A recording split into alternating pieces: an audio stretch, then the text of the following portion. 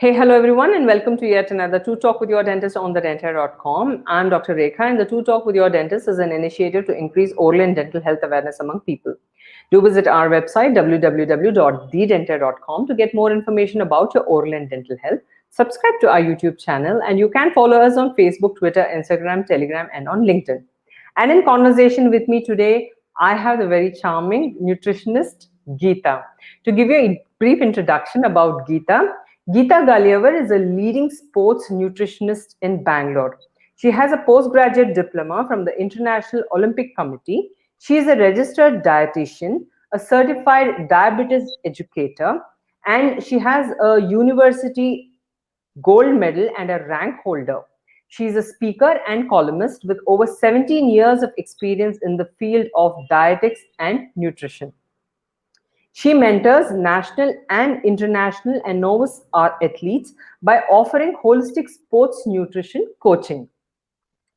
Geetha, thank you so much for joining me in today's To Talk with Your Dentist conversation, and a warm welcome to you. Thank you, Rekha, and it's so nice of you to invite me. Yes, yes. So, since I think diet and nutrition is such a wide topic, and since the focus right now is on the kids care series that we have, so I was just thinking, I will invite you over so that our viewers get some brief idea about how diet and nutrition plays such a key role in the growth and development of the child in general, but also in the oral and dental health. How growth and development is affected because of diet and nutrition in young children. So, Absolutely. yeah. So since calcium plays such a key role in the formation of bones and teeth. I just thought, if you could share your expertise knowledge with our viewers about the role of calcium in the growth and development of the child, especially in that age where the milk teeth have grown or they are erupting into the mouth, and also at that time when the milk teeth are falling off and the permanent teeth come, what we call as a mixed dentition phase. So, say in the range of 2 to 12 years of age, how calcium plays such a key role. Already said, I think it's vital to have adequate food which are, rich in calcium. So not just bone and teeth, and even with physical activity, muscle contraction, it itself involves calcium. So the recommended guidelines are anywhere between 700 mg upwards, and it could be in the prime pre-puberty or puberty years. It could even touch 1,300 mg of calcium, which is on equivalent or par to what a pregnant or the lactating mother would take. So the maximum bone formation or ossification occurs in these, teenage years, and I think diet rich in calcium is extremely important, because after about age of 20, when the growth has ceased, or it comes to cease, so you will only have maintenance thereafter. So you will have to ensure that the maximum utilization of calcium happens in these important years. Yes, yes, yes. So most of them, I think, public by now, they are aware of the fact that the child needs to take a calcium-rich diet, and I think it's a very common knowledge today. That they know dietary, dairy products like milk and milk products, and eggs, and that is for vegetarians, and also people who are non-vegetarian. They have their sources of dietary calcium. But I think there is something what we call as bioavailability of this calcium in the body. So I think that is something most of them are not aware of. So if you can kind of elaborate on that and tell them what exactly it means to have a food where calcium is actually made available to the body. Totally. I think this is a lovely point you touched upon, and a layperson, and commonly, I'm sure many mothers are not aware. The notion is that dairy and milk is extremely important for growing children, being that calcium, and for bones and teeth. So many mothers do not realize that though dairy is the richest source of calcium, the bioavailability or the absorption of the calcium from it itself is just 30%. So there are far more better nutrients or better food sources that offer higher absorbable calcium form. So if we say a glass of milk and a big serving of even quarter liter may give us 250, 300 mg of calcium, when we say that only 30% may absorb, that leaves us with less than 100 mg of calcium, where what you would need probably in a day is over 1000 mg a day. So I think to understand that there is calcium beyond milk source is, I think, important to also look at other options for especially those children who may not really enjoy drinking milk. So if you see in the coming minutes, we may talk about certain other important food sources where the absorption of calcium can be even more as 50 or 60%.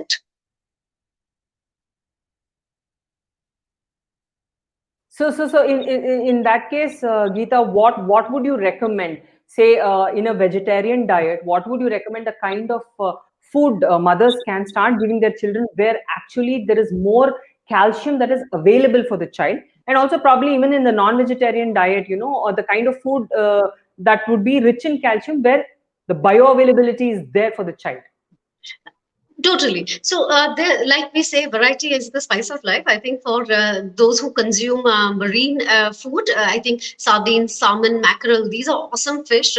Sardines are also extremely economical and cost effective. So, very high amount of calcium in them, on par to what a glass of milk would offer. You eat about 100 grams, 3-4 sardines, and you could still get the same amount. So, fish is a great option to get high amount of calcium in non-vegetarian choices. So what if you're a vegetarian? Soya and soya products are also equally effective, very high in calcium. So you could try and play with the palate of the child and try and make meals appetizing. So in fact, soya is also very high in fat. So defatted soya or soya processed foods, which are like soya granules, soya nuggets, are easier options to also incorporate. Tofu, again, slightly beany texture, but if you could make it very flavorful, and you could either make cutlets out of it, or you can use them in some kind of a tossed oriental cuisine, or in noodles.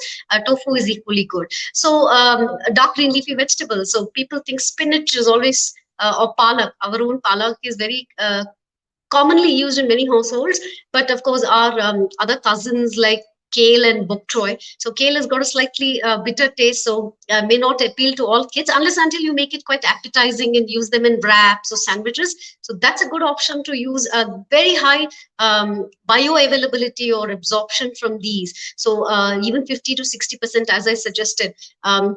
Kale, bok choy, like a bok choy can be sauteed, and they have very high amount of calcium. Broccoli can be used, so you can make them nice with some cheese sauce, or use them in lasagna or pasta. So broccoli, till, sesame seeds, our own what we ate, till laddus, I think are a great snacking option. Very easily available, local, and can be made quite healthy with jaggery and groundnuts. So till has very high amount of calcium again. So these can be very cost effective and very easily available. So I think in a day-to-day basis, if they can be introduced in several ways, and also give a variety of cuisine, I think that can be a good option to include a variety of these calcium rich options in probably some millets also, some of the millets.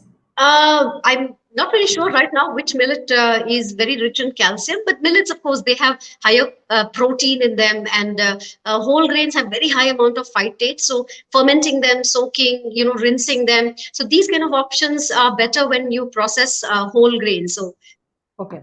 Of course, a variety diet is definitely rich. Millets, when you say ragi, of course, finger millet. Yes. So ragi is quite high in calcium, but I think we'll discuss, what about food combinations that can improve calcium absorption? Yes. So like you were saying, since the availability of the calcium in the body is what is more important, as opposed to what. It absorbs more when the body has a higher need or demand. So unnecessarily taking supplementation is really not needed, because when there is very, very high intake of when there is lack of dietary calcium, and children are fussy, sometimes we have pediatricians or dietitians who do give sporadically, or some, for small duration, we do give supplements, but it's really not needed because the absorption is very high when the demand is very high. So if you always keep very calcium intake extremely high, the absorption comes down. Okay, okay. So, Geetha, what would you suggest? I think these days in the market, there is something called as fortified foods that will be available. You know, they make claims. You know, the manufacturer, of any of these food supplements, they claim that the food is fortified with certain nutrients. So, would you recommend this kind of a food for a growing child? Yes, I think unfortunately, marketing and media has a very strong influence on children. There's always a very famous celebrity or a sports star, or a cartoon character that is often used to allure these young minds. But unfortunately, sometimes we have to take it with a pinch of salt.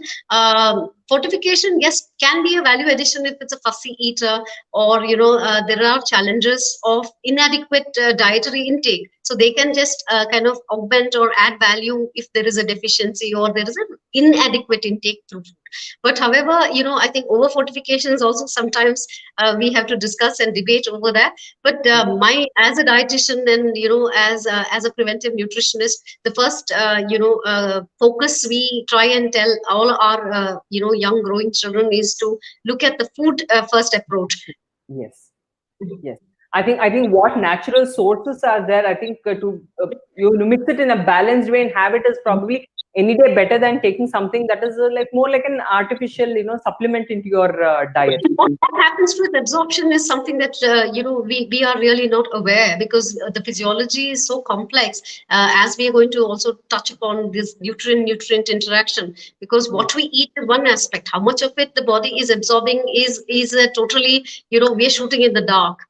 Correct, correct, correct. So Geetha, what would you suggest? Suppose, as you said, there is what you call as a lot of interaction. So because when we take a particular food, it's a combination of protein, fats, carbohydrates, and all the other nutrients that comes with it. It's probably only the difference in the proportion of these that are available in each of these foods.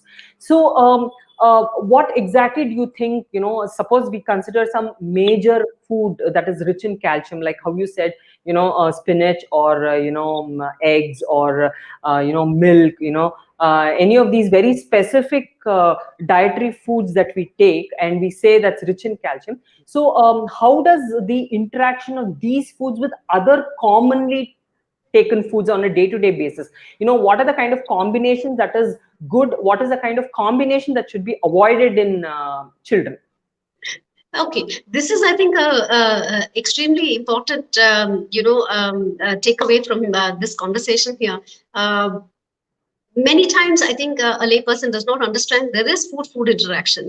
When we eat, say, for example, we just talked about spinach, but spinach is so high in oxalates. These are certain nutrients that may not be favorable to the absorption of other nutrients. So oxalates are very high when there's the very high fiber content. So spinach, how much of the calcium, though it's very high in calcium, how much of the calcium is being absorbed because there are oxalates? Like you talked of ragi again, very high fiber. So phytates, the whole grains are very rich in these fibers, or though they have other important roles to play, but because of the nutrient interaction, they will come down. Say, for example, our Indian community is very used to having tea, coffee along with food. Even during lunch, not just breakfast. You typically finish either breakfast or a meal, and some of them like to finish it off with tea and coffee. So what about the caffeine and tannins in them? They do interact with one another, they chelate.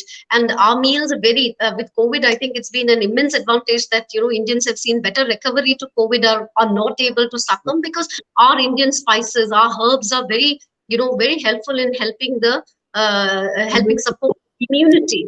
But having said that, some of these spices also have certain anti-nutritional property like tannins, and our own tamarind, though it has other beneficial properties, nutrient interaction. So these caffeine, tannins, oxalate, phytates. What about iron?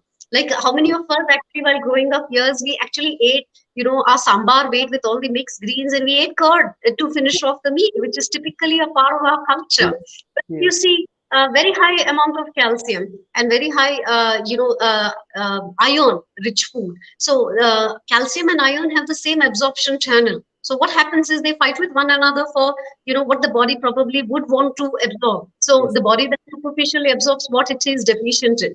Yes. So calcium and iron also interact with one another. So maybe what is the best thing to do? So like I already suggested with millets, ragi, so, soaking them or fermenting them, these are better options to reduce these anti-nutritional properties. What do you do with tea and coffee? How do you minimize the interaction between these nutrients? So best is to give about 1 hour gap minimum, whenever possible. So give about 1 to 3 hours of gap, because then, you have to have the time for the absorption. And not just that, also to have the, good state of your gut, your use of probiotics, fermented foods. Acidity, which is basically acids in the stomach itself, is needed for absorption of calcium. Yes. And so unnecessarily, binging in junk food and then kind of looking at other antacids and other ways of, cutting out acid, formation is not going to be helpful. So there are many ways we can enhance the calcium absorption. Okay. Okay. Yeah. So also, if you eat something very rich in iron, it could be, like I said, dark green leafy vegetables. Then you can kind of ensure that if you are, giving a milk or paneer in another meal. So spacing iron-rich food and calcium in similar with the supplement. It's spacing them or kind of timing them in different meals can be helpful. So Geetha, what would you suggest? Say, suppose if I consider a child in age group of say 7 to 12 years, suppose, because that's the age where physical activities have started and the child is a little more active physically, as well as doing other activities. Typically, how would you describe the 3 or 4 meals a day a child in this age group should be taking? The calcium-rich foods? Yes, the calcium-rich foods. In terms of calcium-rich foods, so which part of the day would be better to give the child a little more calcium-rich food? Okay. Something like that, like a very generalized diet plan kind of a thing. This is very interesting. I had kind of not dwelt too much on this notion, but I think see, calcium itself is quite a complicated nutrient, because calcium, you need a very high amount of vitamin D for its absorption. So if you're now, it's vitamin D itself is a pandemic, so you have to ensure that even my youngest athlete was 8.5 years when he was a swimmer, and from anywhere, and I'm seeing age group upwards anywhere beyond 60. So if you see the commonality between this age group is even a young athlete is deficient versus somebody who is also elderly is deficient. So I think it's not more so with the timing per se, because I think growing children have quite a packed schedule with school and so many other activities, and if they also into physical activity in terms of sport, so they have a chocker block. So I wouldn't emphasize too much on when to take the calcium. I know that larger doses and one shot may not be very, very fruitful, because we know that the body can absorb, say, a minimum amount in a given shot. So I would say stick with what is convenient for the child and doable, more simple, realistic goals. Okay, 1 glass of milk there, a slice of cheese in a sandwich or a wrap. Try and include some vegetables in any of the meal which is possible. It could be like your til laddus for snacks, which we discussed. So, but in addition to that, calcium itself needs vitamin D, then vitamin K. Now, Yes. vitamin K, again, dark green leafy vegetables are a great source.